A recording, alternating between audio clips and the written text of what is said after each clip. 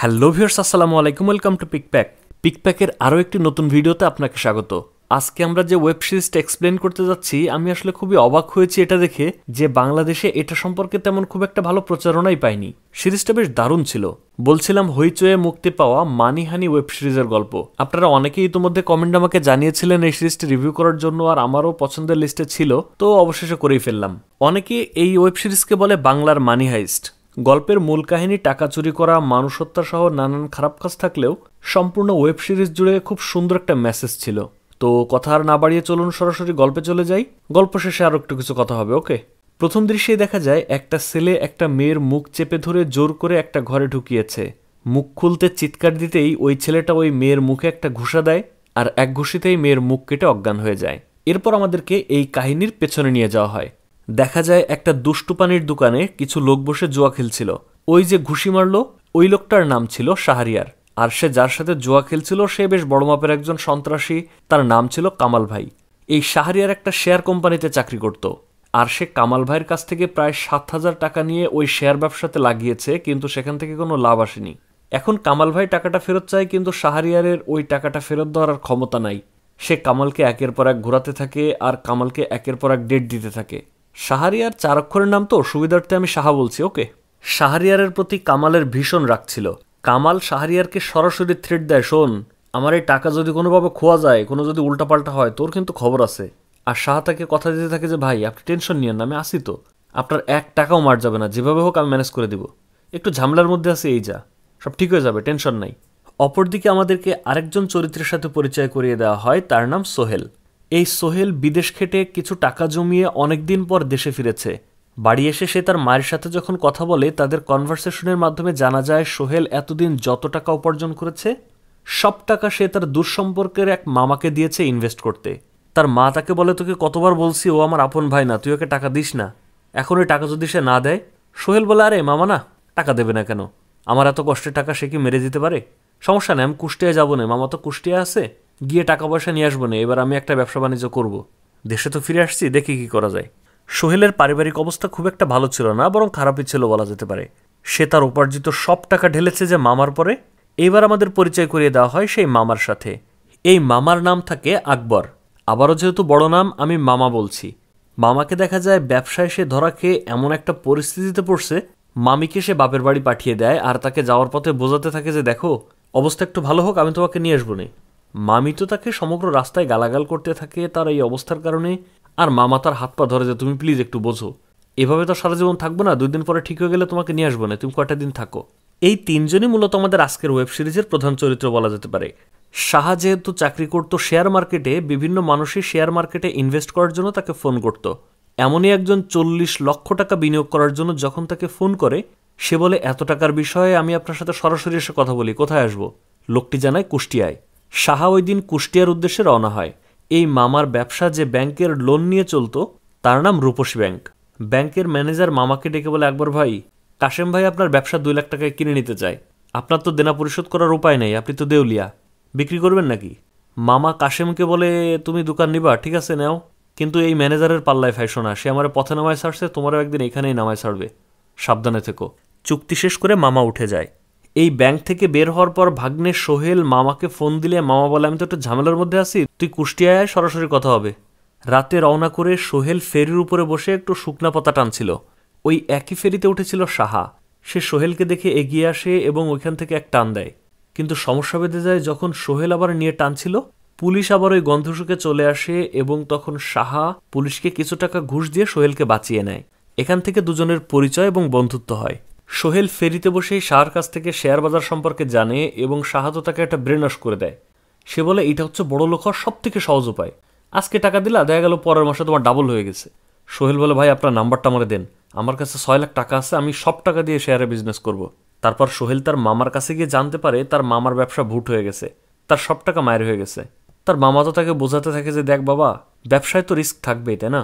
আর পথে তো খালি তুই বসিস নি, আমিও তো বসে গেছি, এভাবে কি সব সময় থাকবো? আমার মাথায় দারুণ একটা প্ল্যান আছে, তুই চল, তোর খেতে খেতে শেয়ার করি, এই প্ল্যান শোনার পরে তোরও ভাল লাগবে, জীবনে কোনো কষ্টই থাকবে না, চল। পরদিন সোহেল শাহকে আবার ফোন দেয় এবং তার সাথে একসাথে বিড়ি খাওয়ার সময় ওই প্ল্যান শেয়ার করে ফেলে। প্ল্যানটা ছিল কি, সোহেল যখন বাইরের দেশে ছিল সে তখন সুড়ঙ্গ খোঁড়ার কাজ করত, মানে ওই যে মাটির নিচ দিয়ে টানেল, যেমন বাংলাদেশে কর্ণফুলী টানেল হয়েছে না, এইগুলো খোঁড়ার কাজ করত। তার মামা পরিকল্পনা করেছে সুড়ঙ্গ খুঁড়ে ব্যাংকের ভোল্টে ঢুকে টাকা ডাকাতি করার। আর এই কথা শাহকে শেয়ার করলে শাহ বলে, তোমাদেরকে মাথা খারাপ হয়েছে নাকি? কি বলো এইসব? সবকিছু কি পানি পানি মনে হয়? বিপদ মানে চরম বিপদে পড়বা। খবরদার সবের মধ্যে যেও না। আমি ভাই তোমাদের মধ্যে নাই, যা মন চায় করো গিয়া।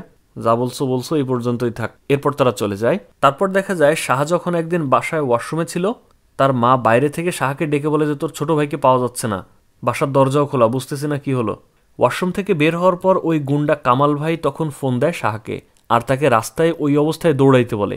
একটা নির্দিষ্ট স্থানে যাওয়ার পর কামাল বলে, এখানে থাম, আগামী 1 সপ্তাহের মধ্যে তুই যদি আমার টাকা বোঝায় না দিস, তোর ভাইকে আর জীবিত পাবি না। দেখ ডান পাশে তোর ভাই আছে মাঠে। শাহার এই ভাইটা একটু প্রতিবন্ধী টাইপ ছিল। কামাল তাকে উঠে নিয়ে এসে প্রথমবারের মতো হুমকি দেয়। 1 সপ্তাহ পর টাকা দিতে না পারায় কামাল ভাই আবারও শাহকে ধরে নিয়ে আসে। তাকে প্রচুর মারধরের পর কামাল যখন জিজ্ঞেস করে যে আমার টাকা কই দে, শাহ বলে, ভাই প্লিজ আমার 6টা মাস সময় দেন, ভাই আমি যে কি বিপদের মধ্যে আছি আপনি তো জানেন, চাকরিটা চলে গেছে, আমার হাতে কোনো টাকা পয়সা নাই, আমি যেভাবে ম্যানেজ করে আপনার টাকাটা দেবো, ভাই প্লিজ আমার 6টা মাস সময় দেন। মেরে ফেললে তো আর টাকা পাওয়া যাবে না, কালামের তো সময় দেওয়া ছাড়া কোনো অপশন নাই। একটু মারধর করে তারপর বলে, ঠিক আছে আগামী 6 মাস, এর মধ্যে না দিতে পারলে তোর একদম লাস্ট চান্স। ওদিকে মামার সাথে ওই প্ল্যান এক্সিকিউট করতে পরামর্শ না দেওয়ায় সোহেল তার বাসা ঢাকায় চলে এসেছিল। ঢাকায় এসে সে একটা সিকিউরিটি গার্ডের চাকরি নেয় এবং শাহকে যখন এই অ্যাপয়েন্টমেন্ট লেটার দেখায়, শাহ ওইটা একেবারে স্রেফ ছিঁড়ে ফেলে আর বলে, এই 8,000 টাকায় ঢাকা শহরে কি করবা তুমি? এসব বাদ দিয়ে একটু বড় চিন্তাভাবনা করো। সোহেল তাকে বলে, ভাই সারা জীবন খুঁড়লাম গর্ত, কাজ বলতে পারি তো একটাই, তাহলে কি মামার প্ল্যানে কাজ করবেন নাকি? পরবর্তী দৃশ্যে দেখা যায় শাহরিয়ারকে নিয়ে সোহেল এসেছে তার মামার কাছে, আর এমন অপরিচিত একজনের কাছে এই প্ল্যান শেয়ার করার কারণে মামা তো সোহেলের উপর খুব ক্ষেপে যায় যে তুই কি করলি, এটা একেবারে প্ল্যানের গোড়ায় গেল, চিনি না জানি না কোন কারে ধরে আনছিস আর প্ল্যান বলে দিছিস, যা তোরা যা পারিস করবে, তোদের সাথে আমি নাই।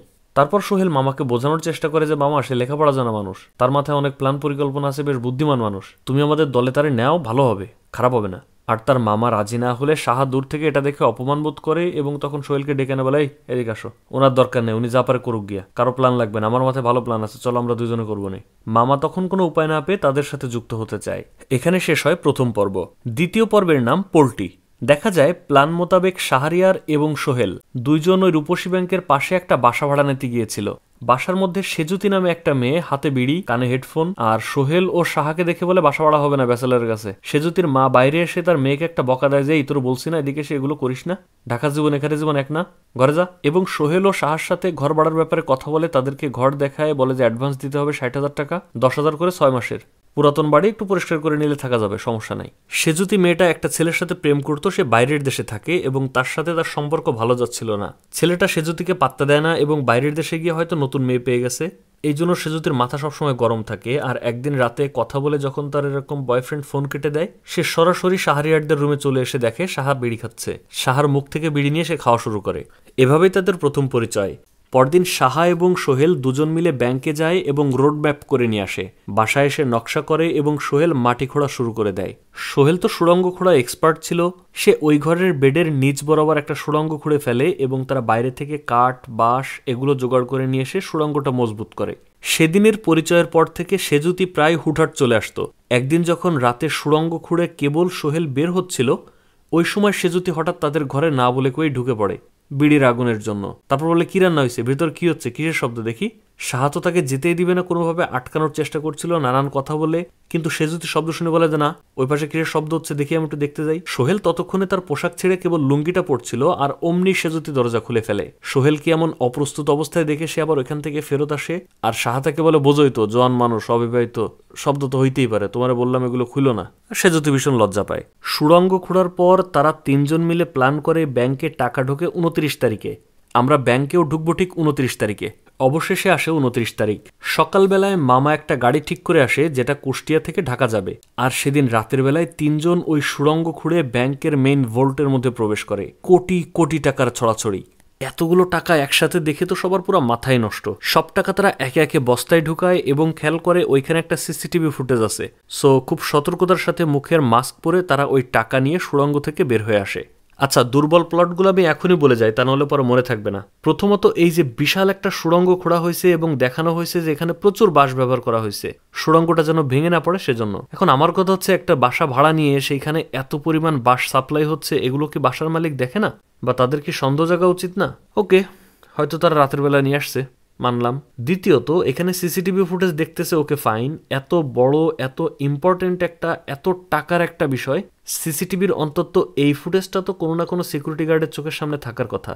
এতক্ষণ ধরে মজা মাস্তি করলো, টাকা নিল, কেউ দেখলো না, ওকে এটাও মানলাম, সামনে আগাতে থাকি। ভাই দা ওয়ে এখানে হতাশার কিছু নাই, মানে গল্পটা আসলে অসাধারণ, কিন্তু যে থাকে না কিছু কিছু বিষয় যে আর একটু সতর্ক হওয়া যেত, জাস্ট ইট। তারপর গল্পে আগাই। টাকা ঘরে নিয়ে আসার পর তারা যত দ্রুত সম্ভব ওই টাকা ঘর থেকে বের করে এবং পাঁচুলি টপকিয়ে রাস্তার উপরে নিয়ে যাওয়ার পরিকল্পনা করছিল।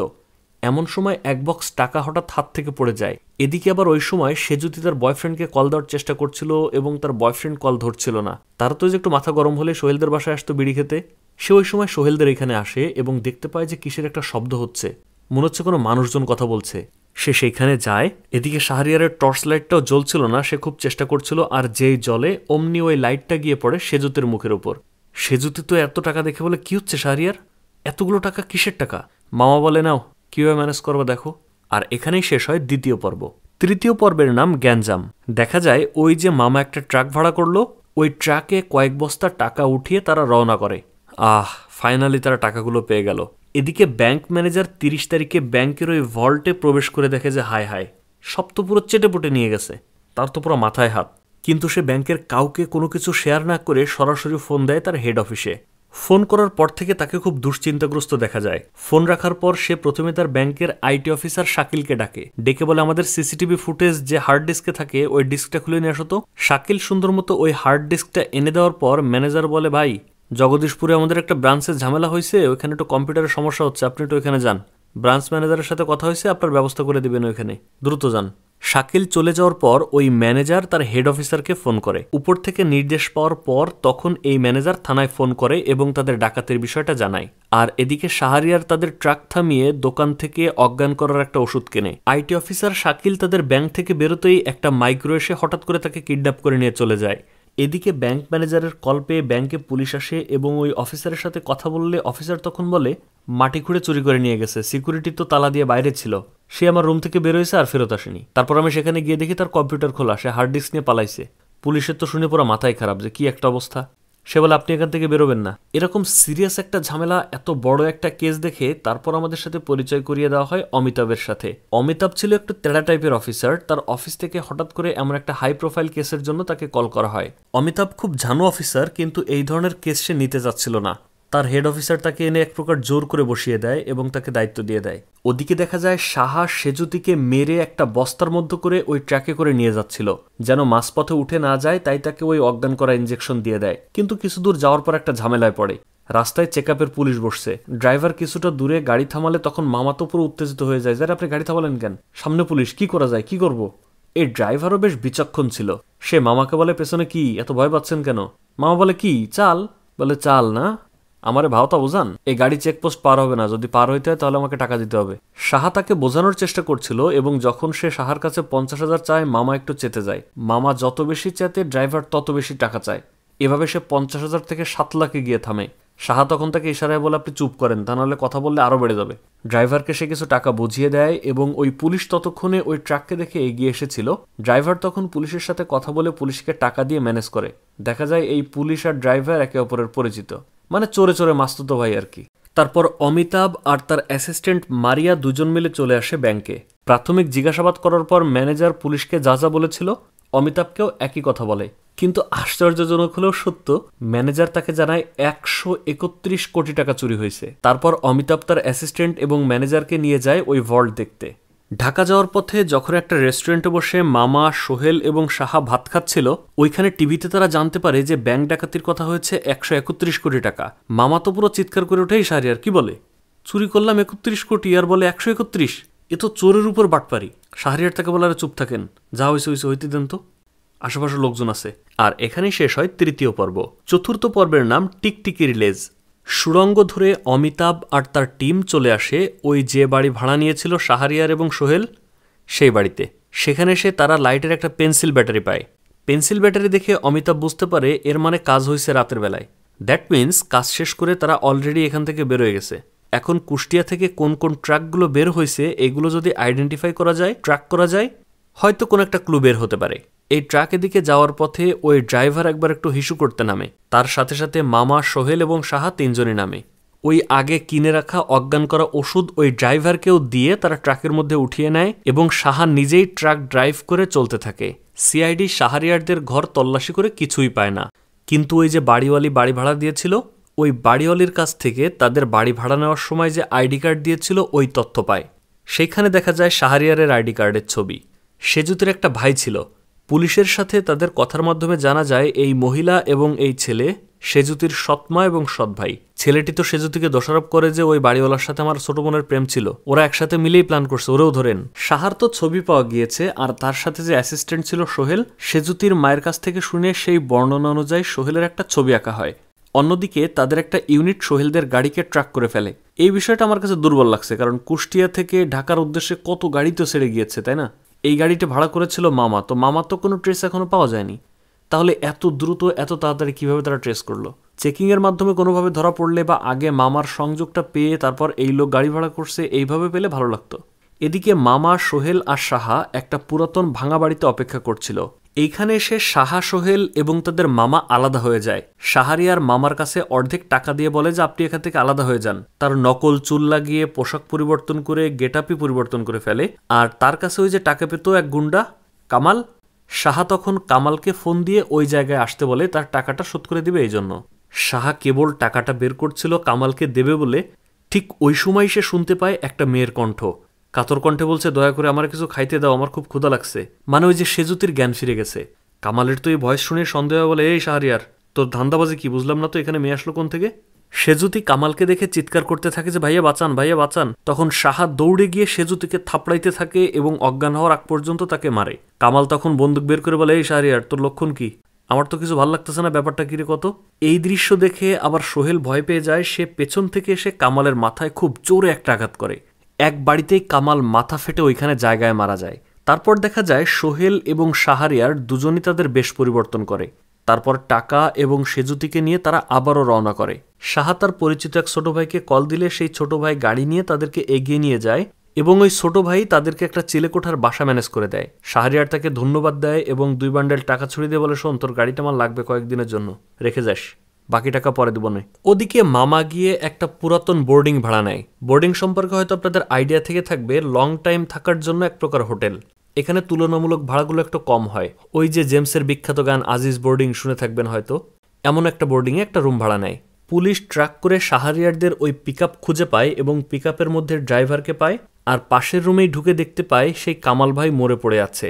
এখানেও একটা ভুল আছে, দেখেন, আগেরবার যখন কামাল ভাই মরছিল তখন তার হাতে কিন্তু পিস্তল ছিল না, এইবার এসে তার হাতে পিস্তল। যাই হোক, এটা খুব মাইনর একটা মিস্টেক। এই ডাকাতির কেসটা তো আরও বেশি ঘন হতে থাকে পুলিশের কাছে, যে এতগুলো মার্ডার হচ্ছে, বিষয়টা কি? অনেক বড় কিছু জড়িত মনে হয়। সেজুতি তো ওই যে থাপ্পড় খেয়ে অজ্ঞান হয়ে গেছে। যখন সাহা তার জ্ঞান ফেরানোর চেষ্টা করছিল তখন মামা আবার তাকে কল দেয়। সে হোটেলে খেতে গিয়ে দেখে এসেছে যে কামাল মারা গেছে। তার তো হাই প্রেশার হয়ে যায়, সে ছটপট করতে থাকে। আর শাহরিয়ারকে ফোন দিলে শাহরিয়ার বলে যে ভাই একটু ওয়েট করেন, যা হওয়ার আমি দেখতেছি, কোনো সমস্যা নাই, আমি সামলাবো সব, আপনি কোনো টেনশন নিয়েন না, শুধু সাবধানে থাকেন। এদিকে সোহেল আর ওদিকে মামা দুজনেই তো খুব ভয় ছিল, খুব নার্ভাস ছিল। চাপ সব শাহরিয়ারের উপর।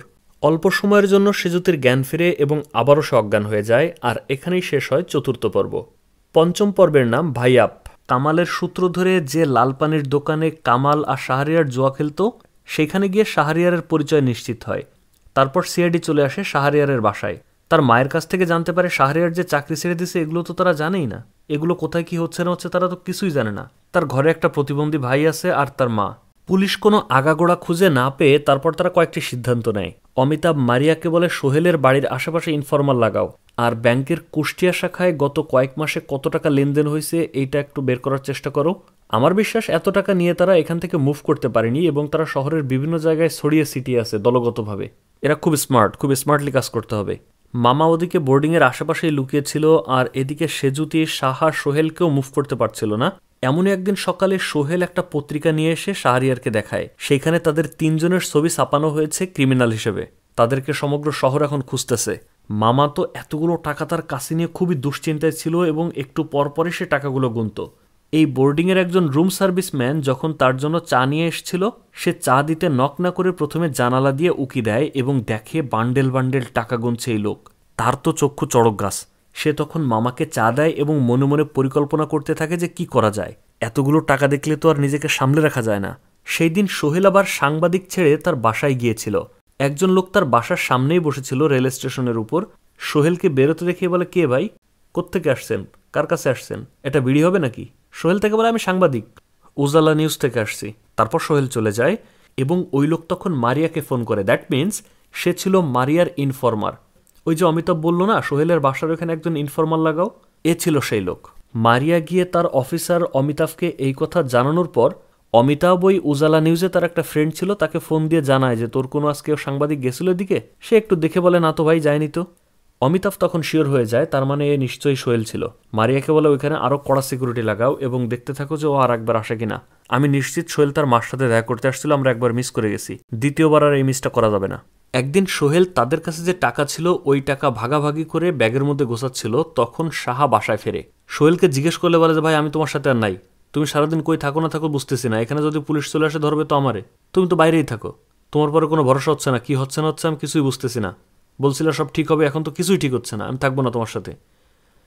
শাহাতাকে বোঝাতে থাকে যে, আরে বাবা তোরা তো ঘরে আসিস, বাইরে কত কিছু যে ম্যানেজ করা লাগে এটা তো তোরা বুঝবি না, আর আমরা যদি এখন একসাথে না থাকি, আলাদা হয়ে যাই, তাহলে বিপদে পড়বো সবাই। ওই মুহূর্তে সেজুতি তাদের চোখ ফাঁকি দিয়ে পালানোর চেষ্টা করছিল, কিন্তু শাহার চোখ আটকায়। সে দৌড়ে সেজুতিকে ধরে ফেলে এবং সেজুতি তখন জোরাজুরি করলে শাহাতাকে বলে, বাইরে যাবি, যা, বাইরে যাওয়ার অনেক পুলক না, বাইরে তোর পুলিশ মামা বসে আছে, যখন ধরবে না তখন বুঝবে না, যা। সেজুতিও তার ভুল বুঝতে পারে যে তাদের এখন বাইরে যাওয়া চলবে না, বাইরে গেলে এখন সবাই কেস খেয়ে যাবে। সেজুতিকে এই কথাগুলো বলতে শুনে সোহেলেরও শিক্ষা হয়ে যায়, সে বলে, ভাই আমি যাব না, থাক। এর পরবর্তী দৃশ্যে আমাদেরকে দেখানো হয় দুইজন ক্রিকেট প্রেমীকে। ম্যাচ চলাকালীন সময় ছক্কা মারতে না পারলে তখন এই দুইজনের একজন বলে, কিভাবে ছক্কা মারতে হয় এই দেখ।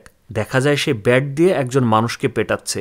এই মানুষটা আর কেউই নয়, ওই রূপসী ব্যাংকের শাকিল, আইটি অফিসার। তারা যখন খেলা দেখছিল আর শাকিলকে মারছিল, তখন ওই রূপসী ব্যাংকের সিনিয়র কর্মকর্তা এসে তাদেরকে বলে, কি ব্যাপার, এখনও জীবিত কেন, শেষ করে ফেলো, ইনিংসে তো লম্বা করার দরকার নেই। তারপর তাদেরকে 2 বান্ডেল টাকা দিয়ে এই লোকটি চলে যায়। আশা করি ব্যাপারটা এখন বুঝতে পারছেন। ব্যাংক কিন্তু 31 কোটি টাকা চুরি হওয়ার কথা বলছে, 131, মানে ওই যে কারো ঘর পড়ে আর কেউ আলু পোড়া খায়। ব্যাংকের 31 তো গেছে, এই সাথে আরো 100 কোটি টাকা সরিয়ে নিয়ে এই ব্যাংকের উপরের কর্মকর্তারা নিজে খেয়ে ফেলছে।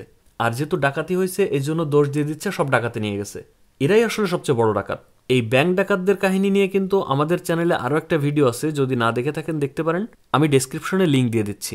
যাই হোক, আর এই আইটি অফিসারকে মারার কারণ হচ্ছে, যদি আইটি অফিসারকে কেউ খুঁজে না পায়, সে যদি মারা যায়, তাহলে কিন্তু এই ইতিহাস উদ্ঘাটন হওয়ার সম্ভাবনা খুবই কম। এমনটাই মনে করছিল ব্যাংক অফিসার, এই জন্য আইটি অফিসারকে গায়েব করে দিয়েছিল। আর এখানেই শেষ হয় 5ম পর্ব। 6ষ্ঠ পর্বের নাম ঘেউ।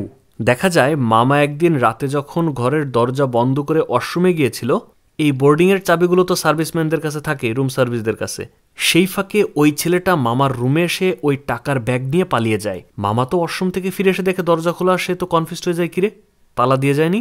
দ্রুত ঘরে ঢুকে সে তার টাকার ব্যাগ খুঁজে দেখে সেখানে আর টাকার ব্যাগ নাই। তার তো পুরো মাথায় নষ্ট, হায় রে হায়, জীবনের বাজি রেখে সব থেকে বড় রিস্ক নিয়ে এতগুলো টাকা সে ম্যানেজ করলো, আর জাস্ট পেশাব করতে গেল 1 নিমিষেই শেষ। ভাবুন একবার তার অবস্থা। সে তাড়াতাড়ি ওই বোর্ডিংয়ের নিচে যে খাবার ঘর ছিল সেখানে সে খুঁজতে থাকে ওই হোটেল বয়কে। হোটেলের ম্যানেজার জানায়, আরে ছেলে মানুষ গেছে কই কি জানি, কখন আসবে তার তো ঠিক নাই। মামা তো বুঝতে পারে কাজতালি ওই সারছে। সে খুবই অসহায় মানুষের মতো নীরবে কাঁদতে থাকে। তারপর সে রাতে চোরের মতো বোর্ডিং থেকে পালিয়ে যায়। এদিকে একদিন রাতে সেজুতি আবারও পালানোর চেষ্টা করে এবং দেখে বাইরে থেকে তালা দেওয়া, আর দরজা খোলার শব্দে শাহরিয়ারও ঘুম থেকে উঠে যায়। তখন সে এসে শাহরিয়ারের গলায় ছুরি ধরে, বলে, তুই আমার মারছিস, তুই আমার জীবনটা শেষ করে দিছিস, আমি তোকে মেরেই ফেলবো। শাহরিয়ার কোনো কথা বলে না, প্রেম ভরা চোখে তার দিকে তাকিয়ে থাকে। তারপর ধীরে ধীরে গলার ছুরিটা নামায় এবং তাকে বলে, আমি তো তোমাকে ভালোবাসি, আমি তো তোমাকে বাঁচানোর জন্য এই কাজগুলো করছি, তাই না? তোমাকে ফেলে আসলে কি ভালো হতো বলো? এই টাকাগুলোর চুরি করলাম আমি তো তোমার সাথে ভালো থাকার জন্য, তুমি কেন বোঝো না? তারপর তারা দুজন রোমান্স করে এবং এদের মধ্যে তো ওই যে প্রেম ছিল, প্রেমটা শারীরিক পর্যায়েও। অমিতাভ ব্যাংকের ম্যানেজারকে আবারও থানায় ধরে এনে জিজ্ঞাসাবাদ করে ওই আইটি অফিসার সম্পর্কে। সে বলে, আইটি অফিসার যদি আগের দিন রাতে 131 কোটি টাকা চুরি করে থাকে, তাহলে পরদিন সে অফিস করতে আসে, কাহিনী কি, সত্য করে বলেন। ম্যানেজার তো তার উপর খুব রাগ দেখায়, যারা আপনি শুধু শুধু আমার উপর কেন চাপ দিচ্ছেন। অমিতাভ তাকে আর কিছু না বলে বের হয়ে যায়, আর মারিয়া তখন তার কলার ধরে বলে, এখানে এসে হ্যাডম দেখানোর জায়গা না, যা প্রশ্ন করবে সোজাসুজি উত্তর দিবি, এত গরম দেখাস না। তারপর আবার অমিতাভকে তার উপরের অফিসার ডেকে বলে, কি ব্যাপার, তুমি নাকি ব্যাংকে আর্মি পাঠাইছো, ব্যাংকে অনেক এক্সটেন্সিভ খোঁজ খবর নিচ্ছ, ব্যাংক নিয়ে তো এত তদন্ত করার তোমার দরকার নাই, যাও আসামি খোঁজো। মানে এই ব্যাংকের উপরের কর্মকর্তা এই অমিতাভের উপরের অফিসারকেও হাত করে ফেলছে। বেশি কিছু করতে গেলে তো কেঁচো খুঁড়তে সাপ বের হয়ে আসবে, তাই না? এই জন্য চাচ্ছিল অমিতাভ যেন ব্যাংকের ভেতরের বিষয়গুলো ইনভেস্টিগেট না করে। কিন্তু অমিতাভের তো কিউরিসিটি জাগে যে ভেতরে ভেতরে কিছু না কিছু চলতেছে। সে মারিয়াকে বলে, তুমি যেভাবে পারো এই ব্যাংকের কেন্দ্রীয় কম্পিউটারটা হ্যাক করতে হবে, ওদের লেনদেন সম্পর্কে আমাদের কিছু তথ্য দরকার। 131 কোটি টাকা আমার মনে হচ্ছে কোথাও ঘাপলা আছে। মারিয়া তার এক বান্ধবীকে ফোন দেয় এবং সেন্ট্রাল অফিসের কম্পিউটার হ্যাক করে ফেলে। এদিকে একটু আগে কোটিপতি থাকা মামা তার সব টাকা হারিয়ে রাস্তায় মানুষের কাছে ভিক্ষা করতে থাকে। ভিক্ষা বলতে সাহায্য চাইতে থাকে যে ভাই আপনার ফোনটা থেকে একটা কল করা যাবে, আমার কাছে একটা টাকাও নাই, কিছু টাকা দেওয়া যায়, আমি একটু কুষ্টিয়ায় যেতে চাই, আমার কাছে কোনো টাকা পয়সা নাই, খাওয়ারও টাকা নাই। এক লোক তাকে ফোন করতে দেয় এবং ভিক্ষার মতো কিছু টাকাও দেয়। মামা বলে এই টাকা দিয়ে আমি কিভাবে যাব, খাওয়া তো হবেই না, আরও কিছু দেওয়া যায়? তার মধ্যে লোকটার কথা না শুনে চলে যায়। মানে ভাবেন, ওই যে ইংলিশে একটা প্রবাদ আছে না, ইজি গেইন ইজি স্পয়েল। ফাও টাকা যত দ্রুত আসে ঠিক তার থেকে দ্বিগুণ বেগেই চলে যায়। সো হালাল ইনকামের কষ্টের ইনকামের কোনো বিকল্প নাই। যাই হোক, গল্পে আগাই। পরদিন সকালে ওই আইটি অফিসারের লাশ পাওয়া যায় বুড়িগঙ্গার তীরে। শাহরিয়ার তখন খাবার নেওয়ার জন্য বাইরেই আসছিল এবং সে ওই স্পটে যায়। এই প্লটটা আমার কাছে খুবই উইক লাগছে এবং খুবই নাজুক লাগছে। শাহরিয়ারের ছবি তো তারা অলরেডি দেখছে, আর শাহরিয়ার এমনও কোনো চেহারার পরিবর্তন করেনি যে তাকে দেখে চেনা যাবে না। সে ওই সিআইডি পুলিশের মধ্যে গিয়ে ইনসিডেন্ট দেখে আসে এবং পুলিশদের সামনে দিয়েই সে বাসায় সরাসরি চলে আসে। এটা ঠিক ভালো হলো না। শাহরিয়ার বাসায় এসে চারপাশে পুলিশের এমন তৎপরতা দেখে সে সোহেলকে এবং সেজুতিকে জানায়, আমাদের এখনই ব্যাকপ্যাক করে এখান থেকে বের হতে হবে, চারপাশে পুলিশের তৎপরতা বাড়ছে, এখনই পালাইতে হবে, চল। সোহেল সাংবাদিক, শাহরিয়ার বিজনেসম্যান এবং সেজুতিকে একজন বোরখাওয়ালি সাজিয়ে তারা গাড়িতে করে রওনা হয়। শাহরিয়ার ঢাকা থেকে বেরিয়ে যাওয়ার প্ল্যানের কথা বললে সোহেল বলে, ভাই প্লিজ একবার একটু বাড়ি যাবো, আমার মায়ের সাথে জাস্ট একবার একটু দেখা করবো, কিছু টাকা পয়সা দিয়ে চলে আসবো, কি জানি এখান থেকে বেঁচে ফিরবো কিনা, মায়ের সাথে আর কোনোদিন দেখা হবে কিনা, প্লিজ ভাই প্লিজ আমার এই টাকা কটা মারে দেওয়ার একটু সুযোগ দাও, এরপর তুমি যেখানে নিবা যেভাবে থাকতে বলবা সেভাবে সবকিছু করবো, প্লিজ ভাই প্লিজ। শাহরিয়ার তো খুব ভয় ছিল, কিন্তু তার এই মায়ের কাছে যাওয়ার আবদার সে ফেলতে পারে না। সোহেলের বাড়ির পাশে এক জায়গায় গাড়ি থামিয়ে তাকে বলে, ঠিক আছে দ্রুত যাও। সোহেল যখন তার বাড়ির এলাকায় ঢোকে, ওই যে ইনফরমার ছিল সে কিন্তু ছিল মূলত জুতা সেলাই করা মুচি। সে তখন মারিয়াকে ফোন দেয় এবং মারিয়া গিয়ে তার অফিসারকে বললে তাদের টিম সহ দৌড়ে সেখানে চলে আসে। দেরি হচ্ছে দেখে সেজুতিকে গাড়িতে বসিয়ে রেখে শাহরিয়ারও ওই বস্তির দিকে একটু এগিয়ে গিয়েছিল, আর অমনি সে দেখতে পায় পুলিশ। শাহা আর সোহেল দুজনকেই পুলিশ অনেকক্ষণ তাড়া করতে থাকে এবং তারা পুলিশের চোখ ফাঁকি দিয়ে গাড়ি নিয়ে বের হয়ে পড়ে। অনেক দূর যাওয়ার পর তারা হাইওয়ে থেকে একটা গ্রামীণ বাড়ির মধ্যে ঢোকে, আর এখানেই শেষ হয় ৬ষ্ঠ পর্ব। ৭ম পর্বের নাম ফাপর। দেখা যায় তারা যে গ্রামের বাড়িতে ঢুকেছিল এইটা ছিল মূলত শাহরিয়ারের একজন পরিচিত ভাইয়ের বাসা। সে একজন বাউল শিল্পী ছিল। তার বাসায় গিয়ে শাহরিয়ার, সোহেল এবং সেজুতি তিনজনই বাউলের বেশ ধরে, আর ওই গাড়িটি তাদের ওই এলাকার এক জায়গায় গাছের নিচে লুকিয়ে রাখে। এদিকে একটু আগের কোটিপতি মামা ভিক্ষা করে যে অল্প কটা টাকা পাইছিল সেটা নিয়ে যায় আবারও খুব সস্তা একটা হোটেলে থাকতে, পার নাইট 50 টাকা। সে খুব করে দরদাম করছিল যে 30 টাকায় এক রাত থাকা যায় কিনা। তারপর তার মুখের উপর দরজা জানালা বন্ধ করে দিলে অবশেষে সে 50 টাকাতেই রাজি হয়। এই হোটেলগুলো হয়তো আপনি যদি কখনো সদরঘাটে গিয়ে থাকেন তাহলে বুঝতে পারবেন, এটা কিন্তু মূলত হোটেল না, পানির উপরে ভাসমান এক ধরনের লঞ্চ, যেখানে খুব ছোট্ট ছোট্ট কামরা থাকে। দেখেছেন কখনো? দেখলে অবশ্যই কমেন্টে জানাতে পারেন। তো 50 টাকার এক রুম নেওয়ার পর সে দেখতে পায় তার একজন রুমমেটও আছে। হোটেলে বসে সে কাঁদতে থাকে। সবাই যখন ঘুমিয়ে পড়ে, মাঝরাতে উঠে ওই রুমের একটা পাঞ্জাবি, পায়জামা আর পাগড়ি চুরি করে নিয়ে সে বেরিয়ে পড়ে। বাউল শাহরিয়ার, সুমন এবং বাউল সেজতি তিনজন মিলে আরেক বাউল বন্ধুর বাড়ি যায়। মামা পাঞ্জাবি, পাজামা, পাগড়ি পরে পুরো হাজি সাহেব সেজে সে তার শ্বশুর বাড়ির এলাকাতে যায়। গিয়ে তার বউকে দেখার জন্য উকি মারতে থাকে এবং এক পর্যায়ে তার বউকে আসতে দেখে লুকিয়ে পড়ে। তার বউ একটা অটো ভাড়া করে নিয়ে সামনে এগোলে সেও একটা অটো নেয় এবং তার পিছু করে। কিছু দূর যাওয়ার পর মামার বউ অর্থাৎ মামি অটো থেকে নামে এবং এক ব্যাটার মোটরসাইকেলে উঠে এক ঘরের মধ্যে যায়। সেও মামিকে ফলো করে ওই ঘরের কাছে যায় এবং দেখতে পায় যে তার পরম প্রিয় আদরের বউ পরক্রিয়া করছে। এইগুলো দেখে মামা আর নিজেকে কন্ট্রোল করতে পারে না। সে জানালা থেকে চিৎকার করে বলে, কি হচ্ছে, কি হচ্ছে সব? পরবর্তী দৃশ্যেই দেখা যায় মামার সতীন মামাকে বেঁধে রেখেছে এবং থানায় ফোন দিয়ে মামার কথা বলে দেয়। বলে যে ব্যাংক ডাকাতের একজনকে আমি ধরছি, শীঘ্রই আসেন। আর এদিকে বাউল সোহেল এসে একটা অ্যাম্বুলেন্স ভাড়া করে। ঢাকা থেকে তারা আবারও অ্যাম্বুলেন্সে করে কুষ্টিয়া ফিরবে এই নিয়তে। মামাকে যখন পুলিশ ধরে নিয়ে যাচ্ছিল, মামা পুলিশকে বলে যে স্যার একটু দাঁড়ান না স্যার, খুব পেশাব চাপছে, যদি না থামেন আমি কিন্তু গাড়ির মধ্যে হিসু করে দেবো। তারপর পুলিশ গাড়ি থামায় এবং হিসু করার সময় পুলিশ অফিসারকে মামা ডেকে বলে, শোনেন স্যার, আমারে ধরাই দিয়ে তো আপনার কোনো লাভ নাই, বরং আমারে যাইতে দেন, আসেন একদিন কথা বলি, আপনিও কোটিপতি আমিও কোটিপতি। আমার কাছে তো এই মুহূর্তে টাকাটা নাই, কিন্তু কোথায় আছে আমি জানি। জীবনে যা করতেছেন আমি যা করছি সব তো টাকার জন্যই, তাই না? দেখেন সুযোগটা মিস করবেন কিনা। পুলিশ বলে, সত্যি তো, টাকা কই? মামা বলে, আসেন সরাসরি কথা বলি। পরবর্তী দৃশ্যে দেখা যায় ওই যে দুইজন ভাড়াটে ক্রিকেট প্রেমী খুনি, তারা গিয়ে একটা হোটেলের দরজাতে নক করতেই মামা দরজা খোলে। তারা মামাকে সহ বসে একটা খেলা চালু করে, তারপর ক্রিকেটের মতো 4 ছক্কা পিটিয়ে মামাকে ওইখানে মেরে ফেলে এবং তারা দুইজন বের হয়ে যায়। এই দুইজনকেও কিন্তু হায়ার করছে ওই ব্যাংকের লোক, যেন মামা কথাটা ফাঁস করে না দেয়। কারণ মামা যদি ধরা পড়ে তাহলে তো 31 কোটি টাকা ধরা পড়বে, 131 কোটি টাকার মামলায় তো আবার ব্যাংকের লোক ফেসে যাবে। তাই ব্যাংকের লোক টাকা দিয়ে মামাকেও শেষ করায়। তারা মেরে চলে যাওয়ার পর ওই পুলিশ অফিসার আসছিল মামার সাথে চুক্তির ব্যাপারে কথা বলতে। সাড়া না পেয়ে দরজা খুলে সে দেখে এই অবস্থা। পুলিশ অফিসার তো দেখে পুরাই থ। আর এখানেই শেষ হয় 7ম পর্ব। 8ম পর্বের নাম দৌড়া। বাউল শাহরিয়ার এসে সোহেলকে যখন তার মামার মৃত্যুর খবর দেয়, সোহেল তো নিজেকে বিশ্বাসই করতে পারছিল না। সে কান্না করতে থাকে আর একা বাইরে গিয়ে বসে থাকে। শাহ তার পাশে গিয়ে সান্ত্বনা দিতে গেলেই সোহেল বলে, আমি সারেন্ডার করব। তুমি বলছিলে সবকিছু ঠিক হয়ে যাবে, কিচ্ছু ঠিক হচ্ছে না, সবকিছু দিন দিন খারাপ হচ্ছে, এইভাবে আর পারা যায় না, আমি আর পারতেছি না, আমি সব দোষ স্বীকার করে নেব, আমি সব সত্য সত্য বলে দেবো। সেজুতিও তখন তার পাশে যায় এবং বলে, দেখো পথ খোলা আছে দুইটা, সারেন্ডার করলে মৃত্যু, অথবা এই টাকা নিয়ে ভাগো, জীবনে সুখ শান্তিতে কাটাও, কি করবো একটু ভেবে চিন্তে করো। সারেন্ডার করলেই তো সব শেষ না, তাই না? মানে শাহরিয়ারের প্রেমিকা তো, শাহরিয়ারের সাথে থেকে থেকে সেও এখন এরকম অবস্থা হয়ে গেছে। সোহেলকে তারা দুই প্রেমিক প্রেমিকা মিলে কনভিন্স করে ফেলে। অমিতাভ তার টিম নিয়ে মামার ওই হোটেল রুমে চলে এসেছে এবং ওইখানকার থানার পুলিশকে ডেকে এনে বলে, কি অবস্থা, তুমি না কালকেরে ধরলা, তোমার হাত থেকে গেল কেমনে? পুলিশ বলে, স্যার আমি তো নিয়ে যাচ্ছিলাম, কিন্তু রাস্তায় হঠাৎ করে আক্রমণ করছিল, আমার হাত থেকে চলে গেছে। অমিতাভের কেন জানি ওই পুলিশ অফিসারকে খুব সন্দেহ হয়। সে তার বাসায় ওই পুলিশ অফিসারকে ডেকে তাকে সেই রকমভাবে গরম দেওয়ার পর ওই পুলিশ ভয় পেয়ে যায় এবং বলে, স্যার আমি দেখতেছি, স্যার কি করতে পারে আমি দেখতেছি। তারপর সে চলে যায়। তারপর দেখা যায় বাউলগিরি ছেড়ে সোহেল, শাহরিয়ার এবং সেজুতি ওই যে অ্যাম্বুলেন্স ভাড়া করলো সেইটা নিয়ে ঢাকার উদ্দেশ্যে রাতে রওনা হয়। মাঝপথে অ্যাম্বুলেন্স থামিয়ে ওই অ্যাম্বুলেন্সওয়ালাকেও তারা অজ্ঞান করে ফেলে এবং অ্যাম্বুলেন্সের পেছনে নিয়ে তারপর তারা নিজেরা গাড়ি চালানো শুরু করে। ওই রাতে আবার অমিতাভের মাথায় হঠাৎ করে একটা বুদ্ধি আসে, বুদ্ধি মানে একটা পয়েন্ট আসে আর কি। সে তার অ্যাসিস্ট্যান্ট মারিয়াকে ফোন করে এবং তাকে জানায়, শোনো, যেহেতু এতগুলো টাকা চুরি করছে, নিশ্চয়ই এতগুলো টাকা ওদের সাথে করে নিয়ে ওরা যায়নি কোথাও। ওই টাকা ওই কুষ্টিয়ায় আশেপাশে কোথাও আছে, হয়তো ওই সুড়ঙ্গর আশেপাশে কোথাও ওরা পুঁতে রাখছে, কারণ এক রাতে এতগুলো টাকা নিয়ে মুভ করা সম্ভব না। আমার কেন জানি মনে হচ্ছে ওরা এই টাকার উদ্দেশ্যে কুষ্টিয়াতে আবার আসবেই। তুমি এখনই আমার সাথে দ্রুত চলো, কারণ আমরা দেরি করে ফেললে হয়তো ধরতে পারবো না, আমাদের আগে যদি ওরা চলে আসে। আর দেখা যায় আসলেই সেই কাজটাই ঘটছে। শাহরিয়ার, সোহেল এবং সেজুতি ওই অ্যাম্বুলেন্স নিয়ে সরাসরি চলে এসেছে সেজুতিদের বাসায়। রাতে গোপনে পাঁচিল টপকে তারা যেখানে টাকা পুঁতে রেখেছিল সেখানে এসে তারা টাকা খুঁড়ে বের করে এবং সেগুলোকে তারা পাঁচিল টপকিয়ে তাদের গাড়িতে ওঠায়। অ্যাম্বুলেন্সে টাকা লুট করে এই মাত্র গাড়িটা যখন স্টার্ট করলো, ঠিক ওই সময় আবার অমিতাভ এবং তার অ্যাসিস্ট্যান্ট মারিয়া পৌঁছে যায়। তারা ওই অ্যাম্বুলেন্সের পিছু করে এবং দুজনের মধ্যে মোটামুটি রেস চলতে থাকে।